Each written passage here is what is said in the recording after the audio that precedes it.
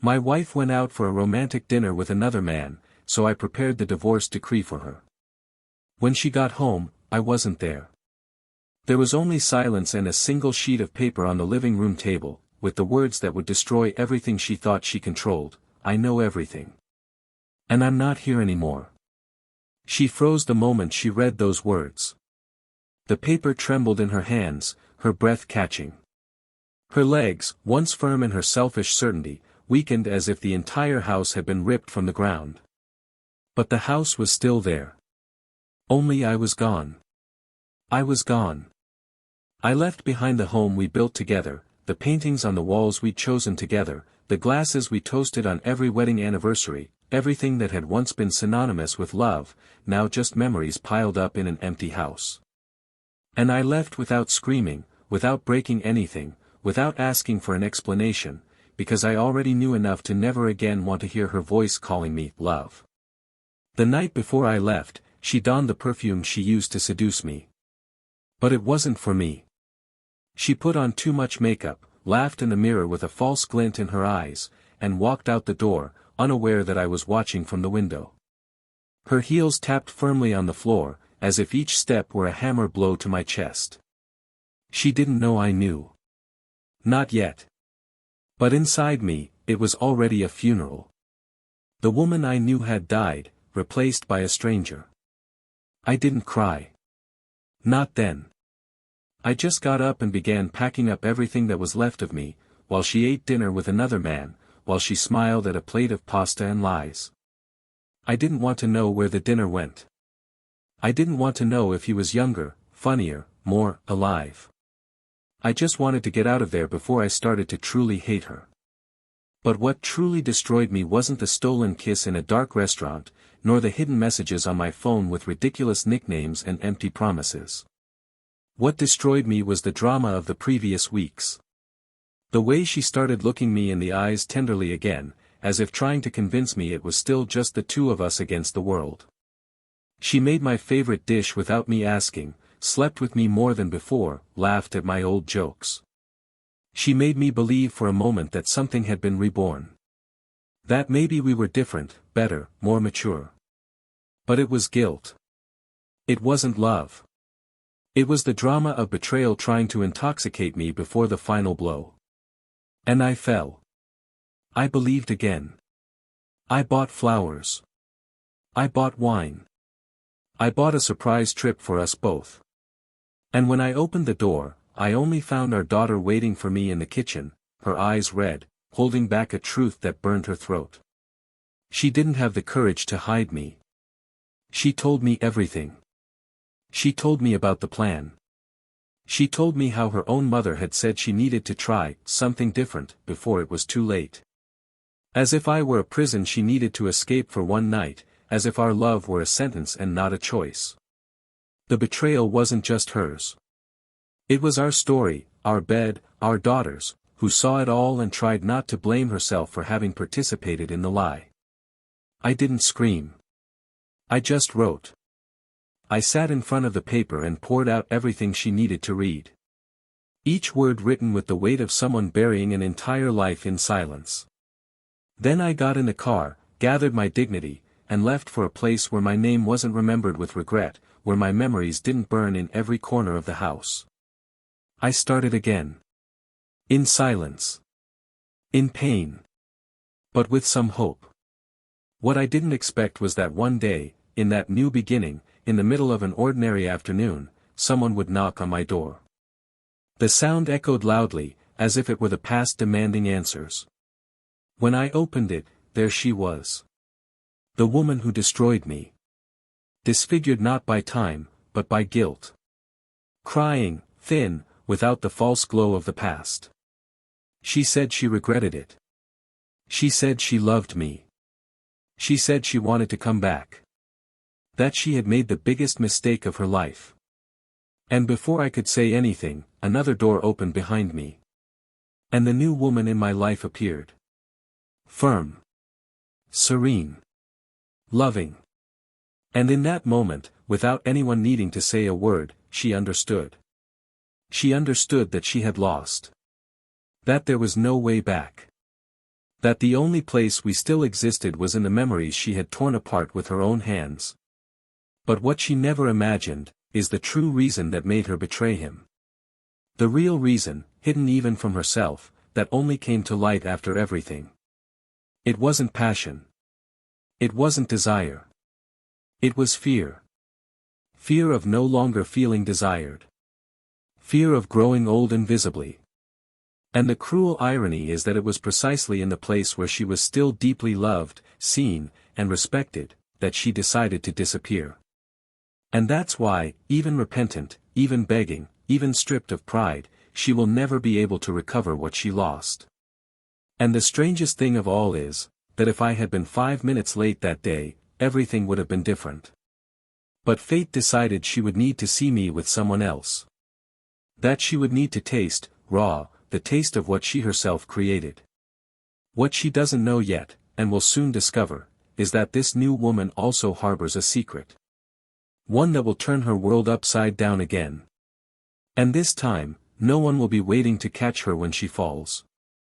Welcome to the channel. Here, we do not support, under any circumstances, any type of betrayal. The stories told are fictional, but they carry deep truths. The betrayal destroys homes, hearts and futures. Our goal is to show, with intensity and realism, the devastating consequences of thoughtless choices. Get ready to dive into a story shocking, intense and full of twists and turns. Feel every word. And never forget, whoever cheats always loses much more than they imagine. His name was Daniel, and for a long time he believed his life was in balance, even with the natural imperfections of age. At 42, he was a man of solid routine, a calm voice, and a respectful presence. He worked as an interior designer, but his true gift lay in the way he saw the world. He was able to perceive details that others missed, a crack in the wall that told stories of time, a shadow cast in the right place that made a room intimate, a pause in the gaze of the woman next to him that said more than any words. For him, love was also built like a welcoming environment, with dedication, care, persistence, and faith in what was being created. This was how he loved his wife, Helena. Helena was the kind of woman who, upon entering a room, effortlessly drew attention. She had a serene, mature beauty, sustained not only by her physical features but by a quiet, steady energy. She worked as an art history professor at a local university and, from a young age, cultivated a keen sensitivity to the world, to gestures, to the past of things. She and Daniel met in their youth, at an open-air art fair, when they both happened to admire the same sculpture of a shattered woman in white marble. They discussed what she represented. He saw pain, she saw liberation, and from that moment on, they continued to discuss the world together for over 15 years. Their marriage, to outsiders, was a portrait of a solid bond. Friends often said that Daniel and Helena understood each other through their eyes, that they complemented each other, that they were the living embodiment of what many called the ideal marriage. They had a daughter, Sophia, 13, who inherited her mother's questioning gaze and her father's introspection. They lived in a spacious rustic brick house with wide windows and a quiet garden in the background, where Daniel would spend hours trimming the trees and talking to his daughter about constellations and metaphors. Helena, on the other hand, preferred mornings with strong coffee and books spread out on the table. They had their rituals. On Sundays, she would make pancakes, he would choose French songs to play on the record player. They laughed at silly things, argued about politics, read Russian classics together, and even in the most heated disagreements, there was affection. But what made their relationship deeper than meets the eye was the time they shared. They endured losses, like Helena's miscarriage at 33, and also triumphs, like the day she was accepted into university and Daniel waited for her with flowers and cheap champagne in the campus hallway. It was the kind of partnership that withstood the elements, and this resilience led many to believe they were beyond risk, beyond abysses. Daniel, above all, believed this. He trusted. He trusted their shared daily routine, the hands that still intertwined while watching old movies, her smile when she received his texts in the afternoon, the silent walks they took at the end of the day. He believed in the solidity of the love they built, even when Helena began to seem a little more distant, even when their kisses became less frequent, even when her eyes sometimes wandered as he talked about his ideas for a new project. Helena, on the other hand, was going through a different phase in her life. At 40, she began to look at the mirror differently. It wasn't vanity, but a strange, diffuse, almost shameful feeling of no longer being seen. At work, she felt like one among many. At home, she saw Daniel so absorbed in his project drawings, in the silences, and with her daughter, that she sometimes felt like part of the furniture. There wasn't an absence of love, but perhaps an absence of intensity. And she, who had always lived among colors, paintings, and poetry, began to miss what she couldn't name. I still loved him, yes. But sometimes love, when it becomes too certain, turns into silence. And silence, when prolonged, breeds confusion. Still, she tried. She kept waking up early, making coffee, smiling at him. Sometimes she left notes with little poems stuck to the bathroom mirror. Other times, she sat next to him on the sofa and talked about some Renaissance artist, hoping that old spark would rekindle. And Daniel, always kind, responded with a calm smile, a touch on the shoulder, a kiss on the forehead, gestures of tenderness, but which seemed to come from a love in a vegetative state. And then Helena began to doubt if the problem lay with her. She began to wonder if, perhaps, she had become invisible not because of him, but because of an inevitable process of life. The feeling of being only mother, wife, and teacher began to weigh heavily. At school, Sophia noticed the nuances. She was sensitive. She noticed when her parents sat a little further apart at the table. She noticed when her mother stayed longer in the studio, tinkering with her unfinished canvases. She noticed when her father sighed deeply before going upstairs to his room. But she said nothing. She was just a teenager trying to make sense of the world, and perhaps she was afraid to put into words what already hurt silently. Daniel, for his part, although he sensed something had changed, couldn't quite pinpoint what. Helena was still present, attentive, but there was a weariness about her that he couldn't quite translate. He tried to compensate with discreet gifts, more time at home, impromptu dinners, and old jokes. But something seemed to slip through the cracks in his routine. Sometimes he'd see her staring into space with a blank expression, as if trapped in a world he didn't know. And this frightened him, but also paralyzed him. He wasn't the confrontational type. He was a man who built in silence, and so he waited for time to adjust what seemed out of place. Over the following months, Helena became even more involved in her work. She began organizing exhibitions, participating in conferences, and spending weekends immersed in books and notes. She said it was a demanding time at university, and Daniel believed her. He admired her for it. He admired her intelligence, her ability to speak passionately about Baroque art. Sometimes, he would watch her speak to colleagues at events and feel proud, like someone looking at a rare work they've been lucky enough to find. But at home, their coexistence became quieter. They slept together, but apart. They laughed, but rarely with the same spontaneity as before. Their absences began to feel natural. And in the midst of all this, their wedding anniversary arrived. 14 years. Daniel prepared something simple, yet meaningful. He cooked her favorite dish, decorated the table with small candles, and left a note with an excerpt from a book they had read together in their youth. Helena arrived tired, but smiled at the surprise. She hugged him affectionately. They dined peacefully. They spoke briefly. And afterward, she went upstairs before him, saying she was exhausted. He stayed in the kitchen, washing the dishes with a confused feeling in his chest. He was happy she liked it, but he couldn't ignore the feeling of something slipping through his fingers. Like sand. In the following days, Daniel began investing more in small gestures. He spent more time at home, made a point of picking her up from university when possible, and planned short weekend trips. And Helena smiled, thanked him, and participated. But there was a strange glow in the depths of her eyes. As if she were distant even when she was near.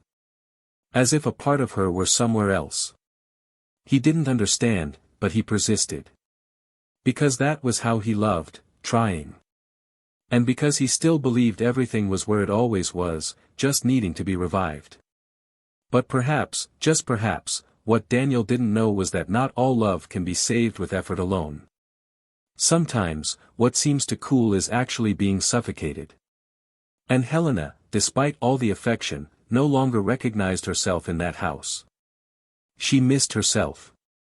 She didn't want to destroy anything, but she also didn't know how to continue pretending everything was intact. And this drove her further and further away. Away from his arms. Away from the eyes that had once been her home. Still, at that moment, Daniel didn't know. And that ignorance kept him in a place of hope. Hope that there was still time. Hope that love, like an old painting, could be restored. Hope that love alone was enough to keep someone close. He had no idea what was coming. He had no idea that soon the world as he knew it would be about to fall apart. And it would all start, with a simple dinner.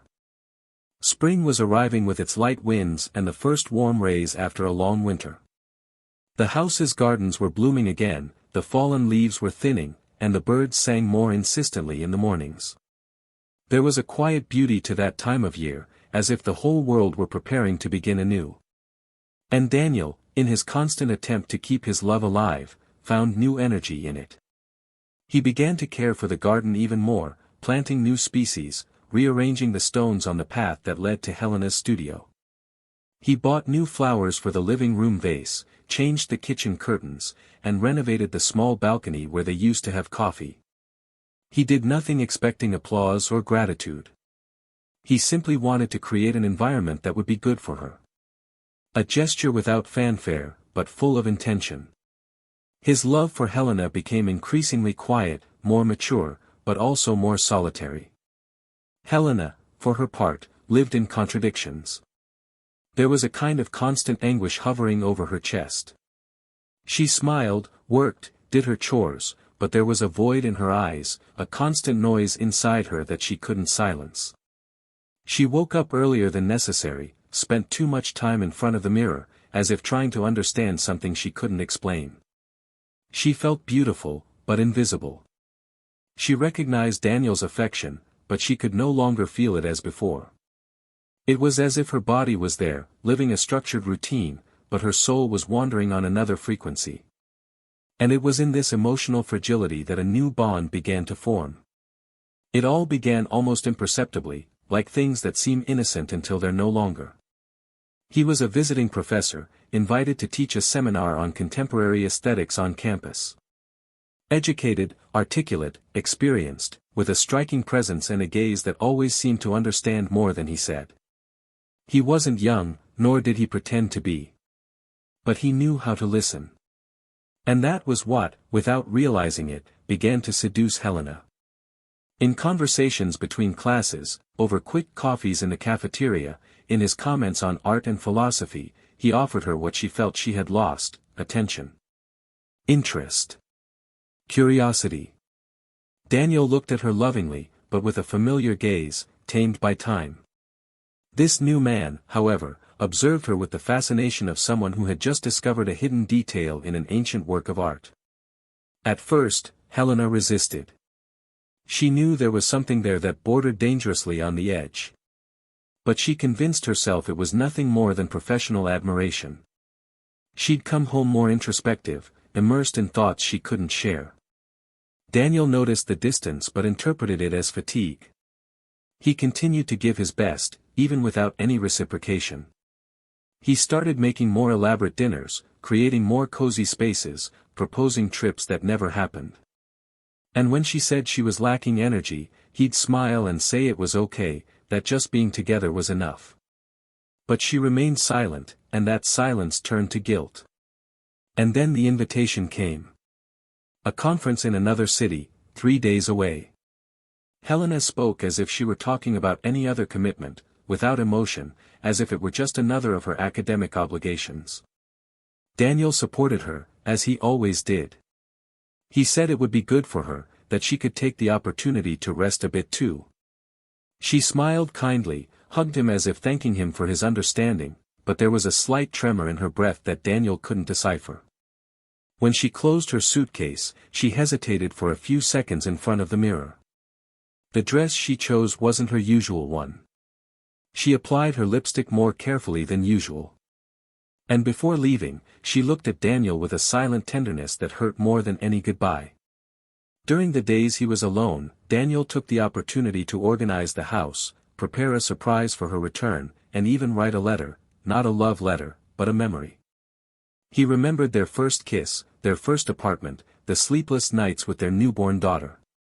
He wanted to deliver that letter quietly, like a gift. But it never came to that.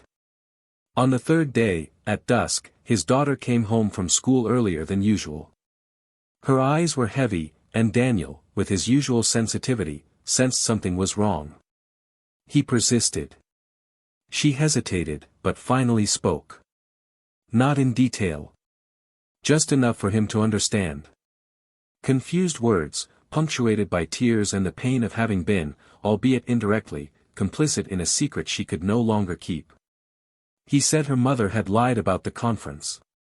That she'd seen her, by chance, entering a restaurant in the neighboring town with another man.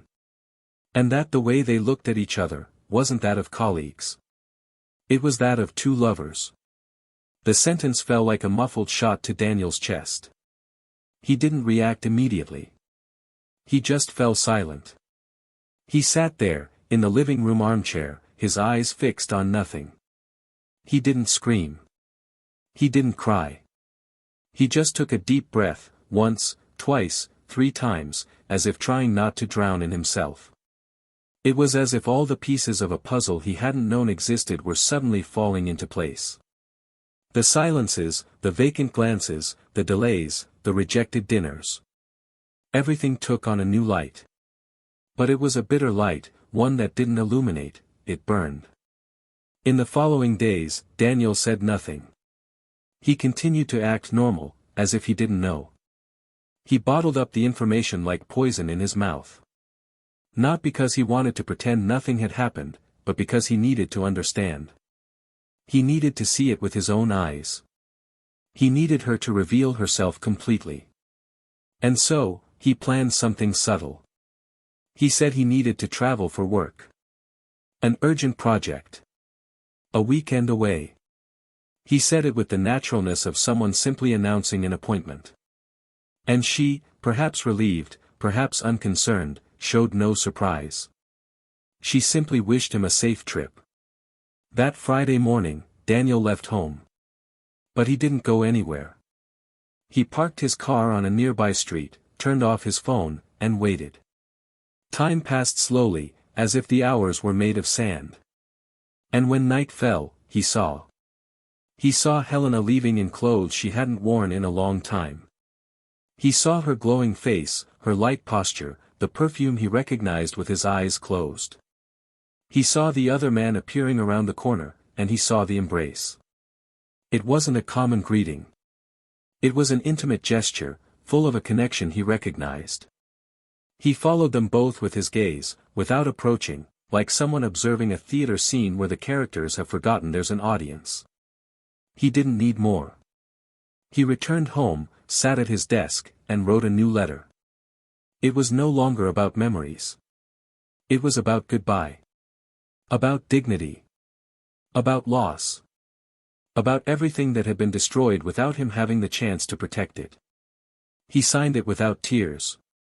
It was no longer time to cry. It was time to leave. He packed his things with precision, sorted his documents, organized his life into folders and suitcases. And before leaving, he left the letter on the living room table, along with the ring that now burned like hot metal. He locked the door from the outside, breathed in the night air with a new weight on his shoulders, and set off toward a future he didn't yet know, but which he needed to build from scratch. When Helena arrived, the clock was almost midnight. The house was silent. She called for her husband, for her daughter. She went upstairs. Nothing. She returned to the living room. And then he saw it. The envelope with his name written in bold letters.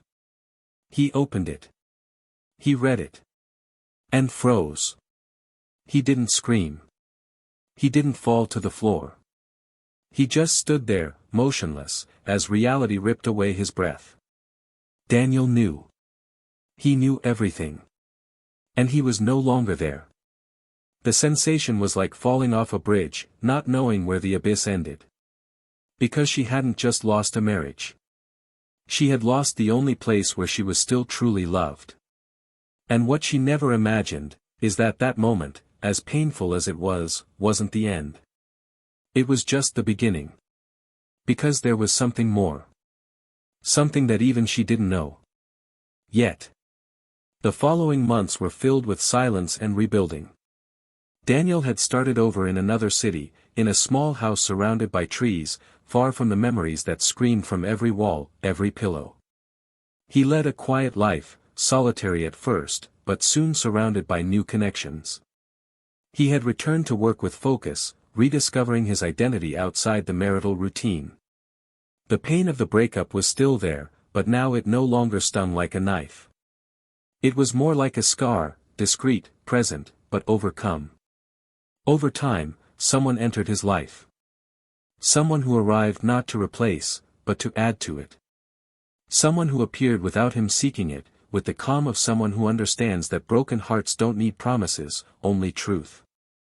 And for the first time in a long time, Daniel felt seen again, without the shadow of the past. He was at peace, or at least as close to it as a broken man could be. On the other side, Helena was experiencing the opposite. The man she had risked herself for was slowly pulling away, as if it had all been nothing more than a game disguised as passion. Meetings became rare, messages cold. When she tried to reconnect, she found doors closed. The shame I felt inside was corrosive. She had lost her family, her stability, her daughter's respect, and most of all, the man who truly knew her. And his absence hurt like a wound that wouldn't heal. She tried to move on, returned to work, smiled in the hallways, but nothing seemed to have color. At night, she lay in a cold bed, embracing a guilt that never slept. And often, I imagined what it would have been like if she had done things differently. She began writing letters she never sent. Letters of apology, of regret, of memories. She kept them all in a box she kept locked in her closet, like a reliquary of a life that no longer existed. It was one November afternoon that she decided to look for him. She had discovered Daniel's new address through a mutual acquaintance. She had thought and reconsidered 1,000 times whether or not to show up. The fear of rejection paralyzed her, but the weight of everything she had lost was even greater. She took a bus, taking almost a whole day to get there. She walked through unfamiliar streets, clutching an envelope, her heart aching. She stopped in front of the door and took a deep breath before knocking. The sound echoed across the porch, and for a moment, everything was suspended. Daniel opened the door with an expression of surprise, but not pain. A piercing silence enveloped them. Her eyes filled with tears immediately, while his remained calm, attentive, unhurried. She tried to smile, but the smile died halfway down her face. She said she didn't expect forgiveness, that she knew he had moved on, that she just needed to say she was sorry. She asked to come in, and he, with the same serenity of someone who had cried all he needed to, stepped in.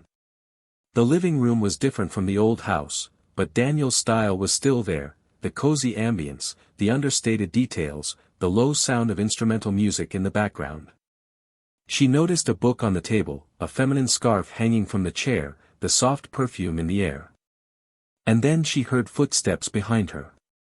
A woman appeared in the kitchen doorway with a calm smile, her hair tied back, and a sweet look in her eyes. She said nothing, just walked up to Daniel and touched his shoulder tenderly. In that moment, Helena understood. She understood without words that she had arrived too late. Everything that had once been hers now belonged to someone else. The woman's presence in that space was light, natural, like someone who belonged to that house not by imposition, but by merit. Helena apologized, saying she didn't mean to disturb, that she just needed to deliver a letter. Daniel reached out, took the envelope, and nodded. He said he'd read it later. She hesitated, looked at him, at the woman beside her, and took a deep breath. That was when everything inside her collapsed. She sat in the armchair, her face buried in her hands, and cried like she hadn't cried in a long time. It wasn't a cry of momentary pain, but of accumulated regret, of everything she herself had destroyed. And Daniel, even faced with that scene, didn't move. Not out of coldness. But because there was nothing left he could offer but silence. As she got up to leave, something unexpected happened. Daniel's new wife walked her to the door. And, in a firm voice, she said she hoped that one day Helena would understand what it meant to truly love someone. That Daniel had not only been a good husband, but a rare man.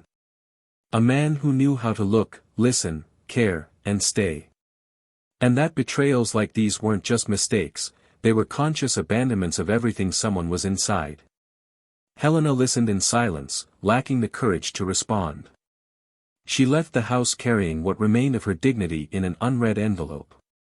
But what was to come next, she wasn't ready to face. Days later, Sophia showed up at her house. She was older, more mature, her gaze hardened. She sat at the kitchen table, and Helena tried to hide her emotion. She said she was happy to see her. Sophia didn't respond immediately. She simply opened her backpack and took out a notebook. It was a diary. An old notebook Daniel had left for her shortly before he left. He'd said she could read it when she felt ready. And now, Sophia was. Slowly, she began to read aloud. They weren't spiteful sentences or heavy rants. They were reflections. Profound writings about what it's like to love someone who no longer loves you. About the fear of not being enough. About the desperate attempt to rekindle a flame that had already been extinguished by the other. Helena listened without interrupting, her hands trembling, her face pale. And then came the final entry. The revelation that would change everything. Daniel was writing about the moment he realized she was pulling away. That it wasn't just about another man. It was about her and herself. He wrote that, weeks before the betrayal took place, he overheard her talking to a friend, unbeknownst to her. In that conversation, Helena confessed that she no longer knew if she was capable of love. That she felt invisible, suffocated by a love that was too good, too stable, too predictable. That she needed to feel alive again, even if it meant losing everything. And that, deep down, she believed Daniel would always forgive her, because he was too good to leave. Hearing that, Helena almost dropped the glass from her hand. Sophia slammed the diary shut. Her eyes welled up, not with compassion, but with disappointment. She said that for a long time, she had tried to understand her mother. That she had tried to justify her choices, her pain, her crisis. But reading it, everything changed. Because there was no true pain. There was calculation. There was ego. There was the cruel certainty that the other would always be there, waiting, offering comfort. She said that, on that day, she lost the last image she had of her mother as someone trustworthy. She stood up and said she didn't know when she would return. Maybe never. And she left, leaving Helena alone in a house full of echoes. That night, Helena opened the box of unsent letters. She tore them all up. She cried over the pieces. And for the first time, it wasn't for Daniel. It was for herself. For having destroyed the only love that still made her worthwhile. And the most devastating thing of all was knowing he hadn't been taken from her. She'd thrown him away herself, believing she could always return. But now, there was no going back. And no one waiting for her at the end of the road. Time passed cruelly for Helena. After Sophia's visit and reading the diary, the house that had once seemed merely silent now became suffocating. Every wall carried a reflection of the woman she no longer recognized within herself.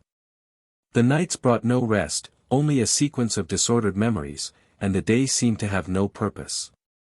She tried to seek refuge in her professional routine, but even the classes were empty. Students noticed her discouragement, colleagues whispered in the hallways, and the spaces that once made her feel important now seemed merely mirrors of what she had lost. Sophia's words echoed relentlessly, like a cold and just condemnation. And the worst of all was not having been left, but realizing, with an almost unbearable clarity, that Daniel had not left out of resentment. He had left out of self-love. And that was infinitely more painful than any revenge. On the other side, Daniel's life was taking a new path. He and Laura, the woman with whom he shared this new phase, had built a solid, unhurried relationship based on sincerity and listening. She was a widow, mother of an 8-year-old boy, and carried with her a maturity that translated into lightness. She didn't demand that he forget the past, nor did she try to compete with him. There was an understanding between them that grew in shared silences, in knowing glances, in everyday gestures. Daniel wasn't trying to heal with her, he had already healed before making space. And that made all the difference. The once lonely house now had laughter, conversations over dinner, music on Sunday mornings. Laura respected Daniel's space and valued his presence with a naturalness he never knew existed. There were no idealized promises, just the truth of two people who chose to walk side by side. One Saturday morning, Daniel took Laura and his son to visit a park he'd frequented as a young man. The boy ran ahead, excited by the ducks in the pond. Laura walked beside him, talking about the future, about simple dreams like traveling together in the summer, planting a vegetable garden in the backyard, adopting a dog. Daniel smiled. It was a light smile, without a hint of pain. But when they returned to the car, he found something unexpected, an envelope on the windshield. He recognized the handwriting instantly. It was Helena's. For a second, he hesitated. But then he opened it. Inside, only a note, "I need to see you. Not to beg, but to tell you what you never knew. It won't change anything, but maybe it will help you understand. Meet at 6 p.m., at the old house." It wasn't signed, it didn't explain anything else. Daniel showed the letter to Laura. She read it silently, then returned it with a simple nod. She said the decision was his, that the past carries weight, but sometimes it needs to be faced head-on to stop weighing it down. There was no jealousy in her voice, only maturity. And out of respect for the new life he had built, Daniel considered refusing. But something in that phrase, "to tell you what you never knew," kept swirling in his mind. Late that afternoon, he drove to the old neighborhood. The street was the same, but the house seemed smaller. The gate was ajar, the garden neglected, the windows dusty. Helena opened the door with an exhausted look, but there were no tears. Time had changed her. Not physically, but essentially. She was no longer the vain, confident woman. He was someone who had learned from pain, and yet he didn't know if he could forgive himself. Daniel entered without saying a word. He sat on the sofa, and she stood before him. For long seconds, silence fell between them, heavy but necessary. And then she began to speak. She told him how her involvement with the other man had begun hazily, like a distraction, a delusion. She said she never thought it would destroy everything, because deep down, she was certain he would always forgive her. "You were predictable. Too good. Too trustworthy. And I hid behind that to make the worst mistake of my life." Daniel listened, without interrupting. Not because he had nothing to say, but because he knew this wasn't about him. It was about her, herself. But then came the point. Helena said the betrayal wasn't born of desire, but of fear. Fear of becoming invisible. Fear of fading away in the comfort of a life together. Fear of no longer being seen as a woman. And when that man appeared, he made me feel alive. But it was fake. It was a distorted reflection of what I thought I needed.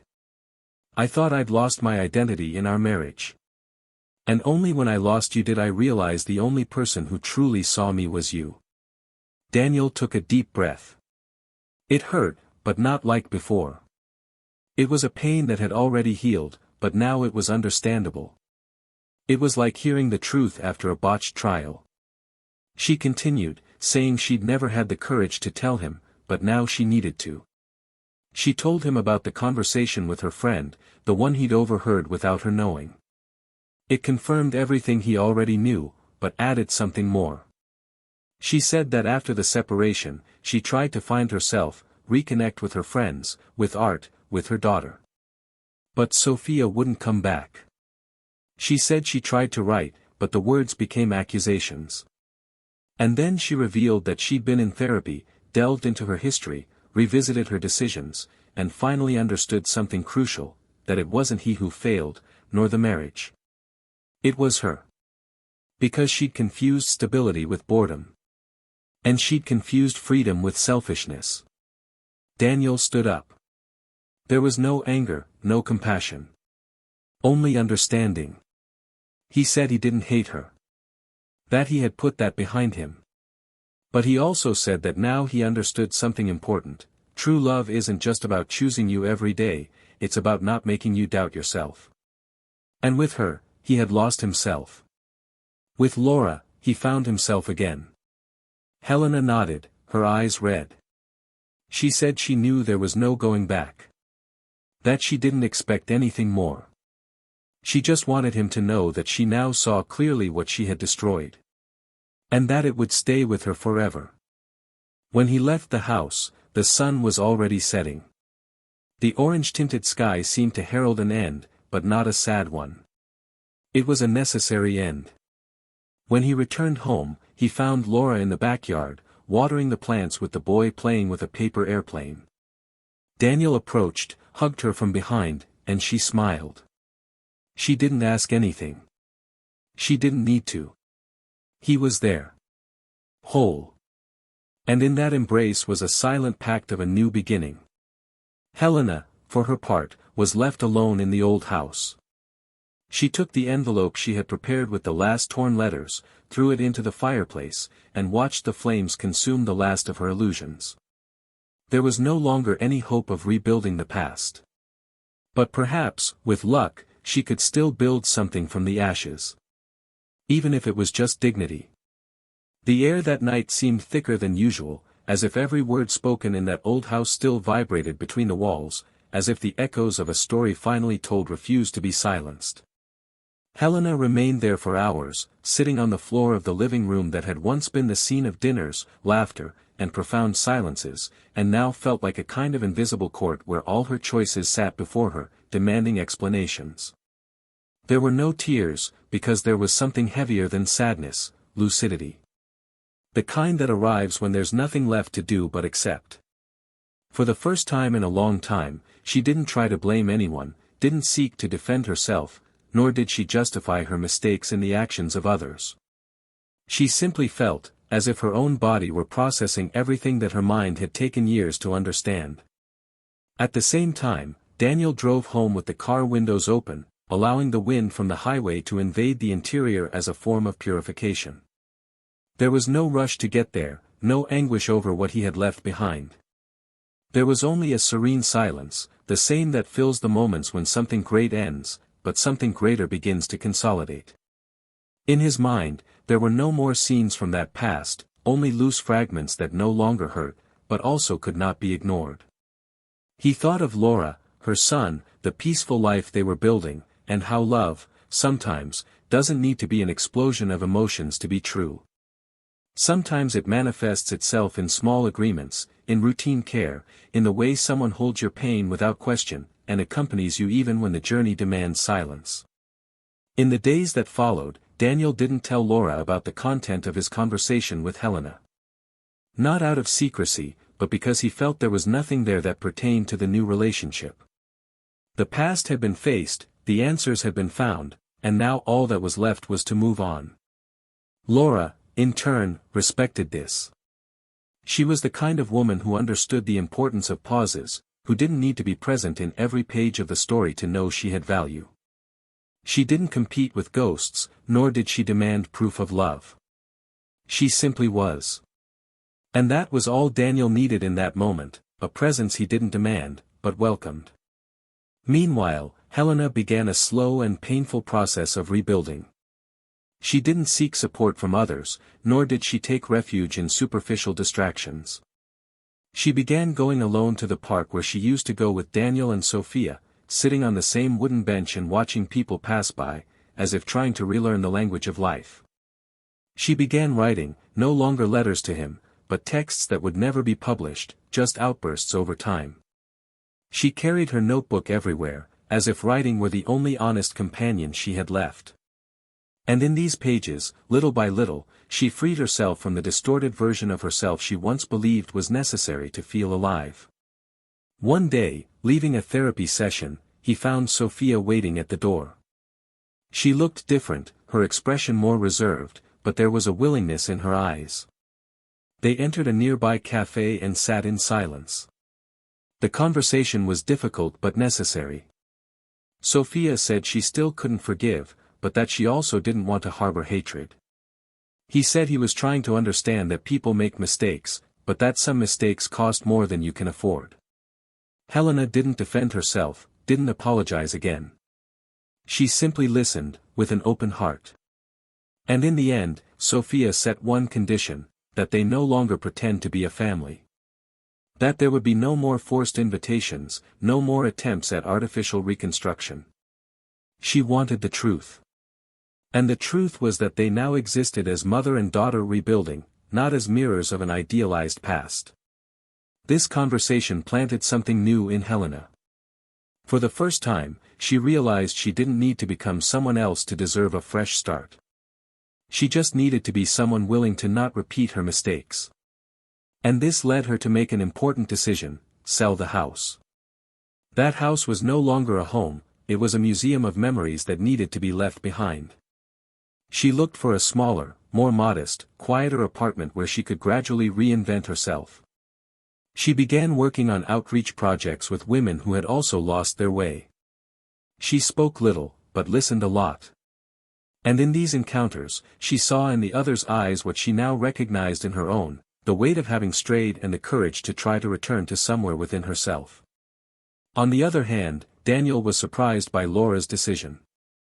She had received an offer to work as a cultural projects coordinator in another city, an opportunity she had been waiting for years. When she told him, there was hesitation, as if she didn't want to leave the stability they had built. But Daniel, with the sensitivity that always guided him, said she should go. Not as a farewell, but as a reaffirmation of the freedom that had always existed between them. The offer was for a year. And, instead of making it a problem, they found a mature solution: they would maintain their relationship, even with the distance, because what they had was based on something greater than physical presence. It was trust. This new arrangement required adjustments. Calls became more frequent, meetings more planned. But there was a lightness to it all. Daniel took advantage of the time alone to draw for himself again, something he had abandoned years ago. He created sketches that had no destination, only expression. And with each stroke, he felt himself reconnecting with something that depended on no one. It was a phase of rediscovering himself, but without the pain that accompanied previous new beginnings. It was pure maturity, built brick by brick on the ruins of what had once been destroyed. Helena learned of Laura's change through a mutual friend. The news struck her with a strange mix of emotions. Part of her felt a spark of hope, the other part understood that it didn't change anything. She tried not to harbor illusions, but the human heart is persistent. Without realizing it, she began to dream of the possibility of someday talking to Daniel again. Not to ask, but to show that she was a different person now. She was trying, that had changed. But she didn't budge. She remained silent, respecting the new story he was building.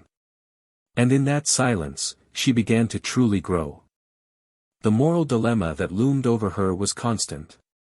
With each new correct action, a doubt arose: was she trying to do good out of repentance or true transformation? Was she helping other women because she had learned something, or because she needed to feel useful again? These questions had no easy answers, but she faced them head-on. She knew that changing her attitude wasn't enough, she needed to change her conscience. And that, she knew, would take time. Daniel, for his part, continued his routine with poise. He made new friends, resumed old hobbies, and the longing he felt for Laura was filled with deep conversations and promises of the future. He was no longer afraid to love, because he now knew how to protect himself without giving up. He was a whole man, conscious, serene. He held no grudges, nor did he harbor longing for what had been. He simply carried on, with a clear heart and alert eyes. And it was during this period of maturity and reconstruction that a new invitation arrived at Helena's door. A symposium on human relationships and emotional reconstruction. The theme? Forgiveness and boundaries. Is it possible to start over? The invitation wasn't made randomly. One of the coordinators had read an anonymous text published in an online magazine, signed simply by someone who learned too late. The text, profound and moving, had quietly gone viral, touching people who didn't even know her story. And now, they asked her to speak. To share what she'd learned, not as an example, but as someone who knows both sides of the coin. She hesitated. It was a painful revelation. But she accepted. She felt it might be her chance to close a cycle not with grandeur, but with humility. She wrote her speech little by little, rereading each line carefully. And on the day of the event, before dozens of people, she spoke with a firm yet emotionally charged voice. She told her story without names, without external blame, simply as someone who finally understood that betrayal isn't just breaking a pact with another person, but with everything you've built within yourself. In the audience, no one knew that this woman had already destroyed a family. But everyone heard the truth. And in that moment, Helena realized that, even if no one applauded her, even if she would never be loved by Daniel or Sophia again, she had done what she needed to do, own her story. And maybe, just maybe, that would be the first step toward one day deserving a new ending. It was on a gray morning, with overcast skies and a biting wind, that Helena woke feeling the true weight of the loneliness she had created with her own hands. This was a different loneliness than the one she had felt in the first months after Daniel's departure. It wasn't just his physical absence from the house, nor the silence on his phone, nor the lack of a routine together. It was a loneliness that now came from within, as if even her own company had emptied out. The new apartment, more functional and practical, had white walls that echoed her own footsteps, and the minimalist furniture reflected the simplicity she felt she needed when she decided to start over. But now she realized that the emptiness wasn't in the furniture or the spaces, but in the emotional distance between who she was and who she wanted to be. She had spent so much time trying to prove she was capable of moving forward that she forgot to look within and ask herself where she was truly going. It was in this state that she decided to accept an invitation to a weekend retreat for women in emotional transition. It wasn't traditional therapy, but rather meetings, conversation circles, and introspection sessions. There, surrounded by strangers, Helena heard stories of loss, reconciliation, frustrated loves, and loves rediscovered. She wasn't the only one to have stumbled upon vanity, ego, and the confusion between freedom and escapism. In one of these circles, while recounting part of what she had experienced, without going into detail, simply as an exercise in vulnerability, she was surprised by a gray-haired woman who said to her, in a soft but firm voice, "You didn't lose the love of your life. You abandoned them. The difference is that those who lose mourn their absence, and those who abandon must learn to deal with their own contempt." Helena felt these words like sharp blades, but for the first time, she didn't react. She simply thanked them. And later, sitting alone on the damp grass there, she wrote in her notebook, "Today, for the first time, I listened to myself without justifying myself." Meanwhile, Daniel's life became increasingly filled with small joys, silent achievements that are only possible when one is truly at peace. Laura was doing very well with her new project, and despite the distance, the bond between them remained strong. They made a point of meeting at least twice a month, sharing weekends that went beyond physical passion. They were encounters of souls who respected each other. Her son, the boy, had grown attached to Daniel in a way few words could explain. They spent hours drawing together, inventing stories, building cardboard castles, and making plans for a simple but happy future. Daniel knew this wasn't the traditional family he had once envisioned, but a real family, built on conscious choices, not just habits or social obligations. On one of these visits, during a rainy afternoon, Laura watched Daniel making hot chocolate for them both. The boy was sleeping on the couch, exhausted after an intense day at the park. She approached him slowly, hugged him from behind, and said with rarefied sweetness, "You're more whole now. It feels like something inside you has aligned. I can feel it." Daniel smiled, without turning around, and replied, "It's because I no longer carry what doesn't belong to me. Forgiving was more for me than for her. And moving on was a choice. Today I understand that the pain I felt back then pushed me toward the most honest version of myself." Laura didn't respond with words. She simply looked at him with the serenity of someone who understands everything without needing further explanation. That same weekend, Helena reconnected with an old friend, Raphael, someone who had been part of her youth but with whom she had lost touch over time. He recognized her over coffee, approached her warmly, and she, in a gesture she no longer practiced, agreed to chat. They sat at the table and began revisiting memories, talking about the paths they had taken, the choices they had made, the losses. Raphael, divorced with 2 adult children, was also rebuilding. But there was something different about him. He was a serene man, who had made peace with his mistakes and now dedicated himself to writing and gardening. In the days that followed, Helena and he exchanged messages, then coffees, then walks. There was no tension, no rush. It was a friendship born of mutual recognition of pain, maturity, and a desire to do better. Even so, Helena knew that, despite Raphael's kindness, her heart wasn't ready yet. The past still throbbed. No longer as an open wound, but as a constant reminder. Daniel's name was no longer spoken, but lived in the silences. With each new gesture of tenderness from Raphael, she wondered if it would ever be possible to love someone as deeply as she had been loved. And if, even more importantly, she would be able to reciprocate differently. She no longer wanted to love to fill voids or erase guilt. She wanted to love with the maturity of someone who has hit rock bottom and come back. And then, an unexpected invitation arrived by email. It was from Laura.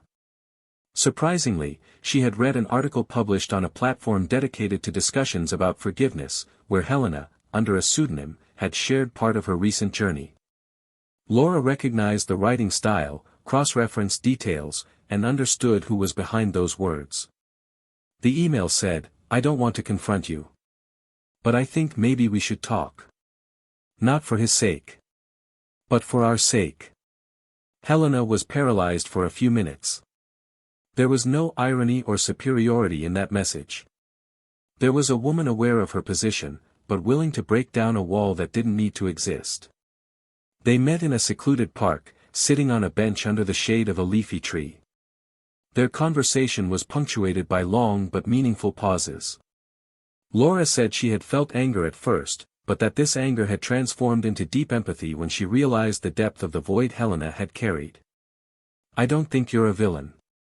But I also don't believe you were a victim. I think you lost yourself. And, in a way, I understand you. His love is so intense, so rare, that it scares those who aren't ready." Helena listened with her eyes downcast, without responding. She simply nodded. And then, her voice breaking, she said, "I was never worthy of his love. And now I know that. But knowing, doesn't ease the pain." Laura then lightly touched her hand and said, "You don't have to be worthy forever. You just have to be honest with who you are today. And maybe one day, even with him. But that's not for me anymore." And so, with the generosity that only someone fully aware of their own worth can offer, Laura said goodbye. Helena stood there, alone, for a while. Watching the leaves come and go on the ground, listening to the birdsong, allowing herself to breathe guilt-free for a few minutes. In the following days, Helena began writing more intensely. Not as a way to vent, but as a commitment. She decided to turn her reflections into a book. Not for public redemption, but as a way to organize everything she had learned. The working title, When Love Is Gone, Memories of an Absence. She wasn't seeking commotion or an audience. She simply felt that her experience needed to find a place in the world. An honest place. A place where she could leave something useful after having destroyed so much. On the other side, Daniel received the proofs for the new literary magazine he would illustrate with his watercolors. It was a special edition on emotional reconstruction. Among the pages, one of the texts caught his eye. The author's name was a pseudonym. But the writing was familiar. The subtext. The tone. The details. He read slowly. When he finished, he closed his eyes. For a moment, he felt a slight tightness in his chest. Not of pain. But of understanding. And, perhaps, of respect. Because now he knew that the past that had hurt him had also transformed. Even if each of them followed different paths. And without realizing it, the two, in different places, at different paces, were finally moving toward the same point, full acceptance. A true new beginning, not because they'd forgotten what they'd experienced, but because they'd learned that sometimes you have to lose everything to find yourself. And only after that, be ready for something that makes sense. Life, with its merciless timing and unpredictable twists, sometimes offers no redemption, but it does offer understanding. Months after that last encounter in the park, the lives of the three continued their silent flow, weaving destinies that, though parallel, were linked by memories and wounds that would never be erased. Helena continued writing her book, now almost finished, a work of courage and vulnerability that revealed, without filters, every layer of her fall and the slow reconstruction she undertook. She wasn't seeking applause, nor collective forgiveness. It was a way of leaving a sincere mark on the world, so that others, upon reading, might recognize themselves before crossing the same threshold she crossed. It was like a farewell letter to the woman she had been, and an attempt to reconcile with the woman she could still be. Raphael, her silent friend, remained present, but without expectations, clearly understanding that not all affection needs to turn into romance. It was a calm presence, a support without pressure, and that, in itself, made her feel a little more human. Sophia, for her part, gradually resumed sporadic contact with her mother. There were no tight hugs or confidences, but there was a mutual effort to build something new, however fragile. They exchanged messages about simple matters, scheduled brief coffee dates, and discussed literature and music. The emotional distance still existed, but the rigidity began to give way to a peaceful coexistence. Helena respected every limit Sophia imposed, and perhaps this silent respect was her greatest proof of love yet.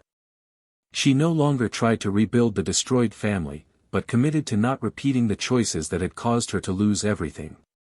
Daniel, on the other hand, was living what could be called, without exaggeration, fulfillment. His relationship with Laura had deepened, and when she completed the project that had taken her far away, they decided to start over together in another country. It was a bold proposition, a new life away from everything, an experience he would never have considered in the past, but now, with everything he had experienced, he felt free to dare. They sold their house, organized their belongings, and calmly moved to a quiet village near the Mediterranean coast.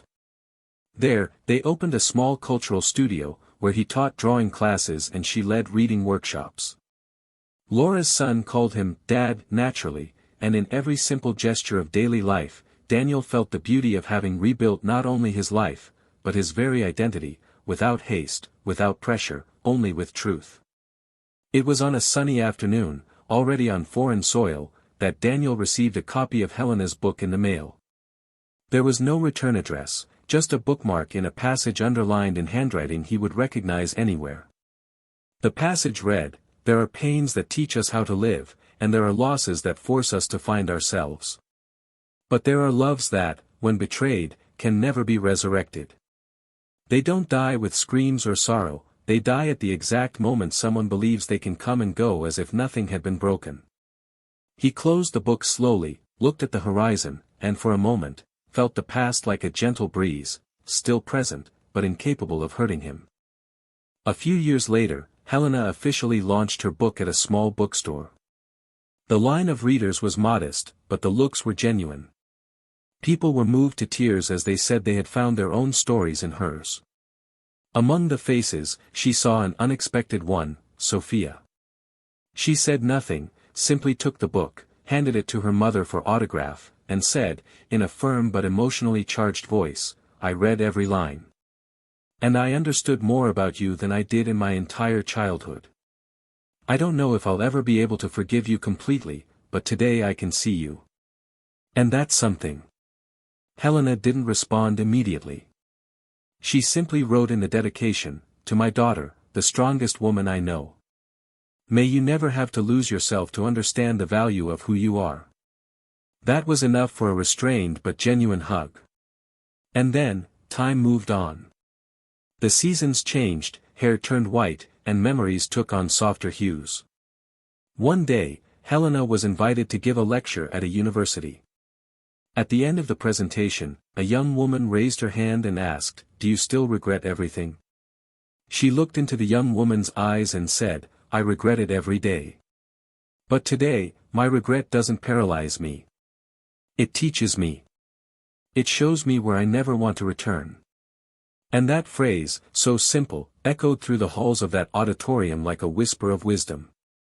Daniel, now in his early 60s, continued teaching children to draw. One morning, while helping a student's son paint a boat, the boy asked, "Did you always know how to draw like that?" He smiled and replied, "No. I had to make a lot of mistakes before I learned to draw what really matters." And with that, he went on with his day, aware that his story, full of pain, but also of firm choices, was now a silent example of how self-love can save someone. This story reminds us that betrayal doesn't just destroy relationships. It destroys trust, history, memories, admiration, and above all, our self-image. Because, in the end, those who betray don't just hurt others, they also destroy their own reflection. Helena had to lose everything to see the value she ignored. Daniel had to be shattered to understand that true love doesn't require sacrificing one's dignity. Sophia had to grow up by force to rebuild her family image. And Laura, with her silent strength, showed that love is, above all, respecting the other person's time. Now we want to hear from you. What did you think of this story? What part resonated with you the most? Leave a comment, we'd love to hear your thoughts. And if this story touched your heart, don't forget to subscribe to the channel.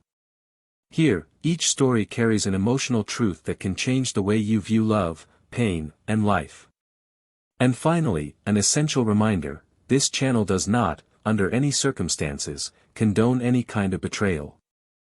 The stories told here are fictional, but inspired by the real and devastating consequences that selfish choices can cause. Let each story serve as a warning.